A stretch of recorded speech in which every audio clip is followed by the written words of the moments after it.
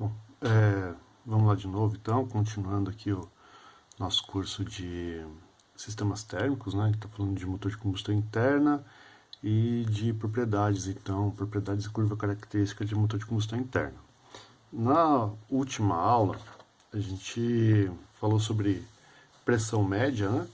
Tá? E deduziu aí, né, algumas pressões médias, então a gente falou de pressão média efetiva, de atrito, indicada, a calorífica, né, e depois a gente correlacionou cada uma delas, né, para calcular os rendimentos, né, e a gente comentou então que eu poderia fazer isso pelas potências ou pelas pressões médias, ok?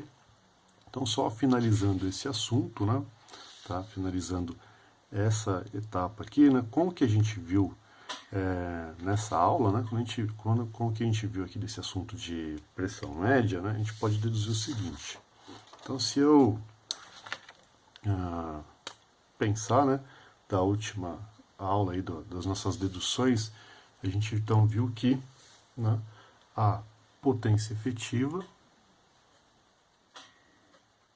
ela pode ser calculada, né, em relação aí com a pressão média, né? Então vai ser a pressão média efetiva vezes a cilindrada, né, do motor vezes a rotação dividido lá por x, que é, né, a minha constante aí, dependendo, né, de quantos tempos meu motor tem. Se o meu motor é 2 tempos ou se o meu motor é 4 tempos, ok?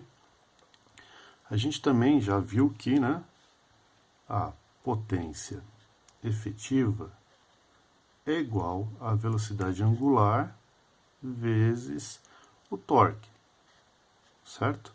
Tá? E que isso, então, eu posso dizer que minha potência efetiva, então, é 2πn vezes o torque, ok? Tá?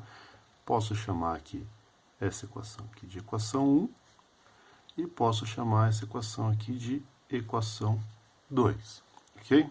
Tá? Então, das duas formas eu calculo a potência efetiva. Então, o que eu vou fazer aqui? Eu vou igualar 1 com 2, tá? Então, igualando, né?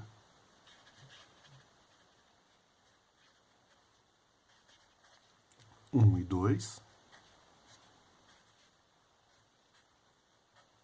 Tá? Se eu igualar esses dois aqui, o que eu vou ter? Eu vou ter o seguinte, eu vou ter então que 2πnt, né, é igual a minha pressão média efetiva vezes a minha cilindrada vezes a minha rotação dividido por x. Se eu quiser então calcular o meu torque, né? Se eu quiser calcular o meu torque, eu posso dizer então que o meu torque é igual à minha pressão média efetiva vezes a cilindrada desse motor vezes a rotação dividido por 2 vezes π vezes a rotação, certo? Vezes x, ok? E aí, né, eu posso cortar o que dá para cortar aí, né, no caso, então, a rotação, essa rotação é igual a essa, né, então eu posso cortar, e aí olha lá o que acontece. Eu vou ter, né, o seguinte, esse motor, né, ele tem a cilindrada, que é uma constante, 2 constante, π constante e x constante, certo? Então, eu poderia dizer, né, que o meu torque sendo igual à minha pressão média efetiva vezes a minha cilindrada, dividido então aí por 2πx, tá? Mas este, né, este valor aí, né, essa equaçãozinha aí, né, a cilindrada é constante e tudo isso aqui é constante. Então nota, né, tudo isso aqui é uma constante, que poderia então dizer aí, então, que o meu torque é igual à minha pressão média efetiva vezes uma constante C qualquer, aí, tá ok? Tá? E aí, dessa forma, né, que conclusão que a gente chega? A gente chega, então, numa conclusão de que o torque é proporcionalmente igual à minha pressão média efetiva. Tá ok? Tá? Então, o meu torque é proporcionalmente igual à minha pressão média efetiva. Então, no ponto, né? No ponto onde o meu torque é máximo, tá? Onde eu tenho o torque máximo do meu motor, o que eu vou ter? Eu vou ter a máxima pressão média efetiva. Então, isso aqui, né? É proporcionalmente igual aí, né? À minha pressão média efetiva máxima, tá? Então, isso aqui é importante a gente saber, né? Tá? Então, no ponto onde a minha pressão média efetiva é máxima, meu torque é máximo, tá ok? Tá? Por quê? Porque o torque é diretamente, né, diretamente proporcional, né, à minha pressão média efetiva, tá ok? Tá? Então, vamos deixar isso aí, né, claro aqui, vamos escrever, então, essa dedução, né? Então, né, portanto, no ponto de torque máximo, né, teremos a pressão média efetiva máxima, ok? Tá? Então tá aí, né? O que a gente pode deduzir a partir do que a gente viu de pressões médias, tá? Então tá resolvido então esse problema, né? Isso para finalizar aí a nossa última aula, né? Tá? Onde a gente falou sobre pressões médias. Continuando então, né? Continuando aí no nosso estudo, né, dos motores, um outro ponto importante para a gente verificar, tá?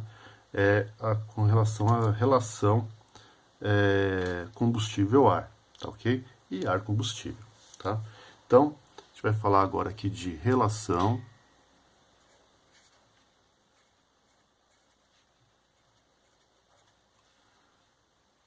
combustível-ar.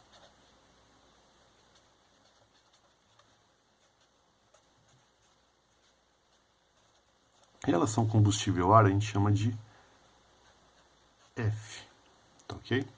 F maiúsculo aí, tá? Ou, né, relação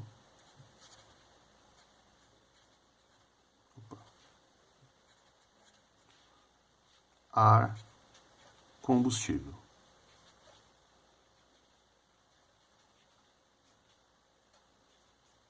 Tá? Relação ar combustível a gente chama de lambda. Tá ok? Tá? Então, o que é, né? Então, o que é aí relação combustível-ar, né? A relação combustível-ar, F, né? Ela nada mais é do que a massa de combustível pela massa de ar, tá?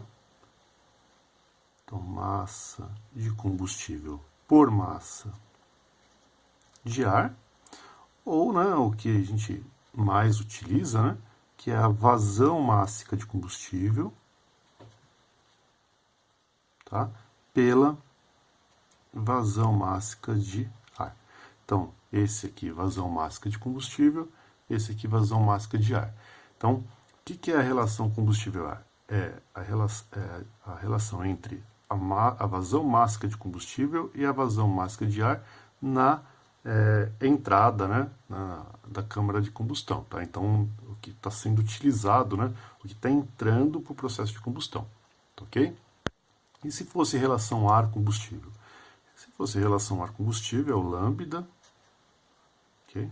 Tá, o lambda. Então, seria a massa de ar pela massa de combustível, ou, né, o que a gente mais utiliza são as vazões mássicas, né? Então, é a vazão mássica de ar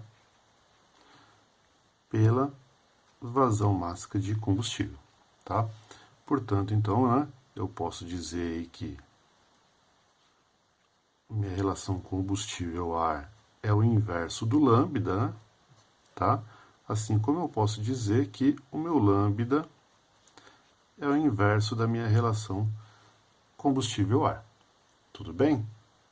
Tá? Então, isso é o que a gente tem aí como relação ar-combustível e combustível-ar. Com isso, né, tá? A gente, falando aqui da relação combustível-ar, tá? A gente tem, então, a relação combustível-ar e a gente vai ter uma outra relação que a gente pode, né, determinar, que é a relação combustível-ar estequiométrica, tá? Então, a relação combustível-ar estequiométrica, vamos colocar aqui, né?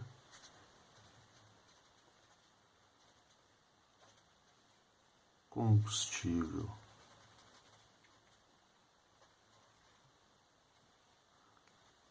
ar estequiométrico,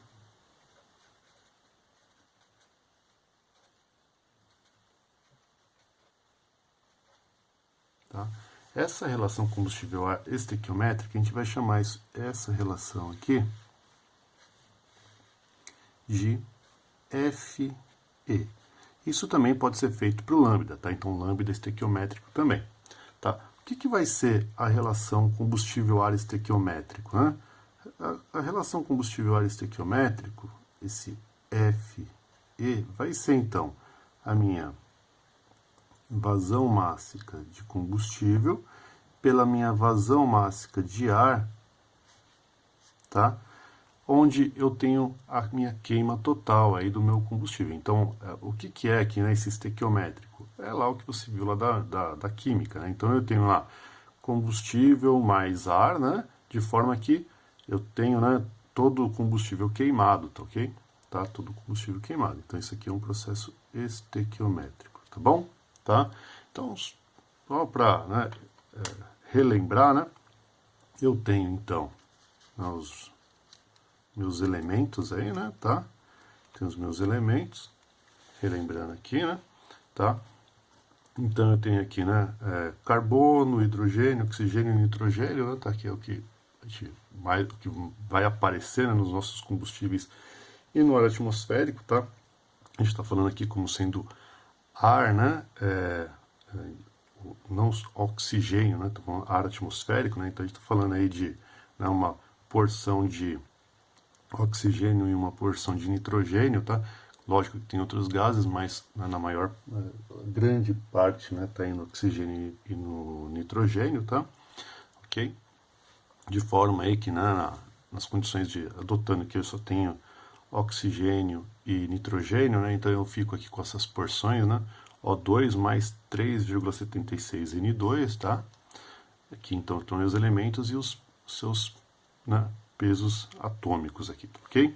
Tá? Então, como é que eu determino aí, né, a minha relação estequiométrica, né? Então, vamos supor, e aí para isso eu vou mudar aqui de folha. Vamos supor, então, que eu tenha lá um combustível, tá? Qualquer, né? Tá? Então, vamos pegar lá a gasolina, né, de forma geral, né? Então, C8 H18, tá? Aqui eu não estou nem levando em consideração o que mais tem nessa gasolina, tá ok? Tá? E isso aqui juntamente aí, né, com o ar atmosférico, tá? De forma que eu tenho uma reação aqui, né, tá? É adicionado calor, tá? E aí, né, pensando num processo estequiométrico, né, o que eu teria aqui na saída então seria, né, CO2, tá? Mais a água, mais o próprio nitrogênio, tá? Então, isso que eu tenho na minha saída. Bom, só tirando aqui o ar, colocando aqui as condições do ar, né? Então, eu tenho lá, né, meu combustível, C8H18, mais o meu ar, que a gente já comentou no slide anterior aqui, né, vamos dizer assim, que é composto, então, de oxigênio, né, mais o nitrogênio, né, então 3,76 N2, ok? Tá? de forma que isso daí, né, adicionando calor, né, tá, fique igual, então, né, o outro lado aqui, que vai ser, né, o meu CO2, né, os meus produtos aqui, né, CO2 mais água mais N2, 3,76 N2, ok? Tá? Então é isso que eu tenho, né? Isso aqui pensando numa combustão completa, então eu não tenho particulado, não tem nada disso acontecendo aí. Bom, com isso então eu preciso fazer o balanço, né, de forma que, né, eu tenha aí um processo, né, estequiométrico, né?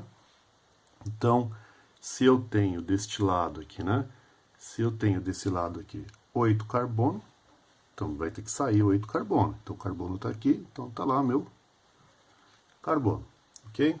Se eu tenho 18 hidrogênio aqui, do lado de lá vai ter que sair 18 hidrogênio. Então eu já tenho 2 aqui, então, né, 9, que 9 vezes 2 é igual a 18.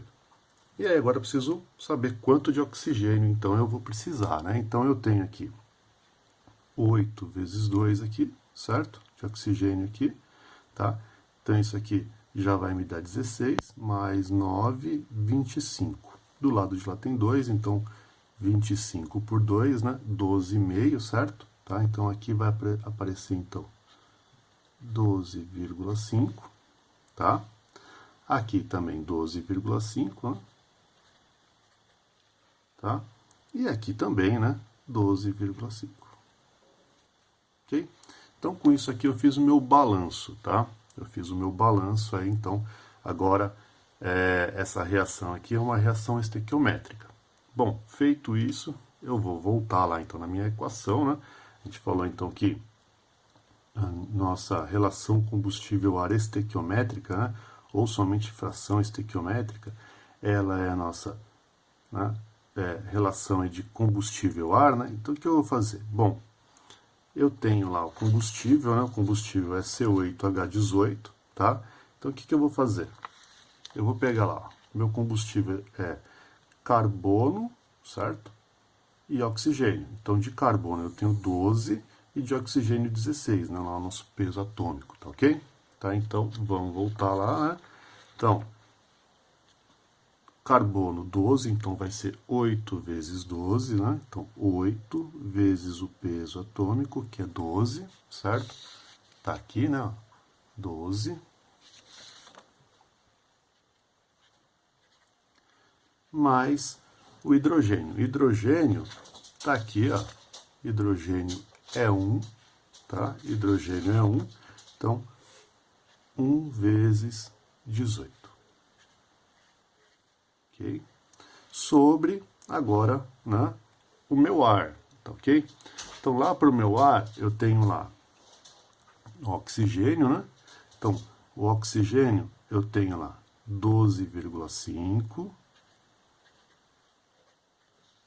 vezes 2, né, esse 2 aqui, vezes o peso do meu oxigênio, que é 16, ok? Então, tá lá, 16, então isso é oxigênio, mais o nitrogênio, tá? Nitrogênio é 12,5 vezes 3,76 vezes 2 vezes o peso aí, né, atômico do meu nitrogênio, que é 14, tá ok? Tá, então tá lá 14, então lá 14 aqui. De forma, então, né, que eu eu realizando esse cálculo, né, tá? Então, minha fração estequiométrica, né? Minha fração estequiométrica, então, ela dá aí, né, 114 em cima, 114 por 1716. 1716. E esse cálculo aqui, né, me dá, então, que uma fração estequiométrica, né, uma fração estequiométrica é igual aí a 0,0664. Tá ok? Então tá aí, né, o resultado da minha fração estequiométrica. Se eu quiser saber o lambda estequiométrico, bom, é o inverso, tá? É o inverso disso, né? Então é só realizar o mesmo cálculo, né? Você vai realizar o mesmo cálculo, só que aqui, na hora de fechar, né? Vai ficar então a massa de ar, né, em cima e a massa de combustível embaixo, tá ok? Então isso deve dar por volta de 15, né? Aproximadamente 15, né? Então o lambda estequiométrico, né? O lambda estequiométrico é o inverso, né, da fração estequiométrica, certo? Tá bom? Tá aí, então é só realizar o cálculo, ok? E aí, né, com isso, né, então a gente tem a relação combustível-ar, a relação combustível-ar estequiométrica, e aí a gente vai ter, então, né, a relação combustível-ar, né, relativa, tá ok? Então, a relação, né, combustível-ar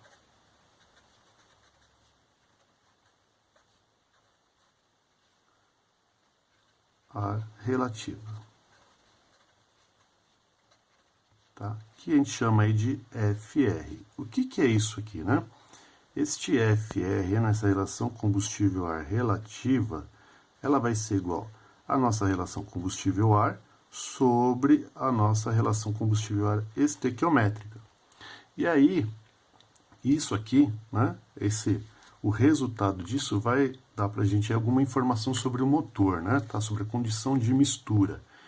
Então, se a minha relação, né, relativa, né, a minha fração relativa ou relação, né, relativa, depende aí do autor aí, né? Ou normalmente é a fração relativa, tá? Se ela for igual a 1, eu digo então que, né, a minha mistura é estequiométrica.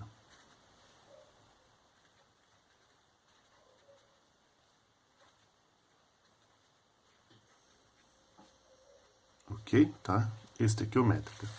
Se a minha relação combustível-ar for menor que 1, tá? Se isso for menor que 1, eu digo então que a minha mistura é pobre, ok? E se a minha relação combustível-ar for maior que 1, tá? Se ela for maior que 1, eu digo então que a minha mistura é rica, ok? Tá? Então, a minha mistura é rica, significa que eu tenho mais combustível que ar, né? Minha fração relativa ou relação relativa, né? Minha, tá? Fração relativa aí, tá? Normalmente, tá? Fração relativa mostra então que eu tenho mais combustível, então, né? Rico. Eu tenho, né? Minha fração relativa é menor que 1, então significa que a minha mistura é pobre, tá? Pobre, né?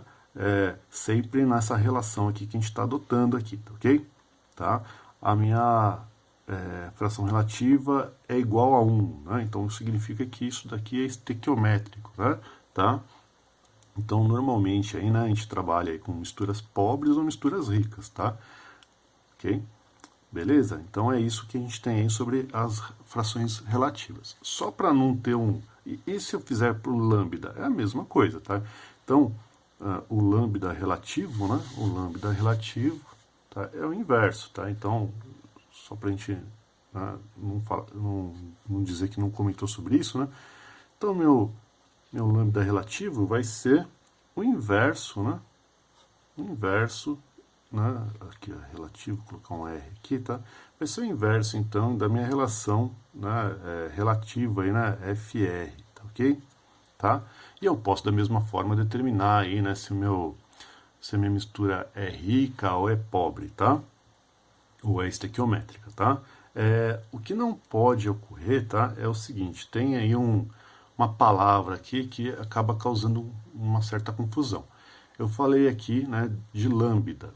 Quando esse lambda que eu estou falando, ele não é a sonda lambda do seu carro, tá? Então lá no seu carro, né, lá no motor do seu veículo, né, tá? Se for ciclo Otto, né, você vai ter, né, uma sonda, tá? Que é essa sonda aqui, ó, que a gente chama ela de sonda lambda. Então ela está medindo a quantidade de ar, no gás de escape. Então aqui ocorreu a combustão, tá? O gás de escape está saindo aqui pelo duto de escape, tá? Então essa sonda aqui, né? Tá? Um dos sensores do seu motor, né? Vai medir, vai verificar, né, a quantidade de ar nesse gás de escape, tá ok? O lambda que a gente está comentando aqui, esse lambda não tem nada a ver, ele é a quantidade de ar, tá, por combustível na entrada aqui, tá ok? Que não é igual ao que ele está medindo. Por que não é igual? Porque aqui já houve um processo de lavagem, então uma parte do ar já nem passou pelo processo de combustão, tá ok? Tá, então é diferente, tudo bem? Tá? Não é a mesma coisa, tá? Essa sonda lambda aí, né? Essa sonda lambda, tá? Ela tem aqui a pontinha dela ali, né? Tá? Essa ponta dela aqui, só para mostrar, né? Então, essa ponta aqui, tá? Ela recebe, então, o gás, tá? Ela recebe o gás aqui, esse gás está quente, tá ok? Tá? De forma que ele passa aqui por fora, né? Então ele passa aqui por uma capa, né? Ele entra aqui, aqui por dentro eu tenho um ar atmosférico, e aí, né, eu tenho um processo de aquecimento aqui desse eletrodo aqui, tá ok? Tá? Por esse processo aí de aquecimento, né, tá? Por causa da temperatura do gás de escape, tá ok? Eu vou fazer o quê? Como é que eu vou realizar então a medição? Eu vou fazer o seguinte, eu vou ter um gráfico, né? Eu vou colocar esse gráfico aqui, tá? Só para exemplificar, né? Então tem um gráfico aqui, tá? Vou colocar ele aqui. E aí o que ocorre? Bom, o gás está passando, está aquecendo, e aí, né, eu tenho aqui uma curva de resposta. Então, o aquecimento aqui desse eletrodo vai gerar uma tensão, tá?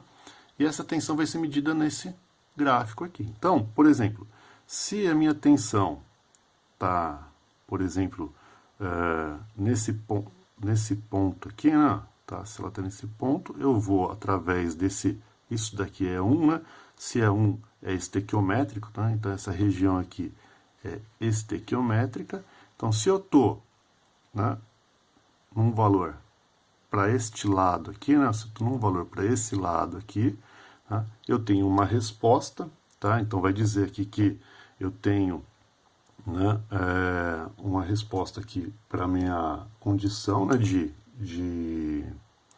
se o meu motor é pobre ou se a minha mistura é pobre ou é rica, né? Então nesse caso aqui, para esse lado aqui, né, vai dizer se a minha mistura é rica ou não, tá? Então aqui eu estou medindo lambda, tá? Então é o inverso do meu, né, do meu F, né? Então este lado aqui, né, esses valores aqui, então tem uma tensão, vai bater nessa curva, esse lado, vamos supor que deu nesse ponto aqui, vai dizer então que a minha mistura é pobre, desculpa, a minha mistura é rica, né? Inverso, né? A minha mistura é rica. E vamos supor que tem um valor que está lá embaixo. Tá ok? Tá aqui embaixo. Então, se bateu, por exemplo, desse lado aqui, ó, significa então que aqui a minha mistura é pobre. Ok? Tá? Então é isso que eu tenho aí, né? E isso não tem nada a ver com o lambda que a gente estudou, tá? O lambda lá dos cálculos é o que está entrando no motor, não o que já saiu do meu motor, tá? Então o lambda,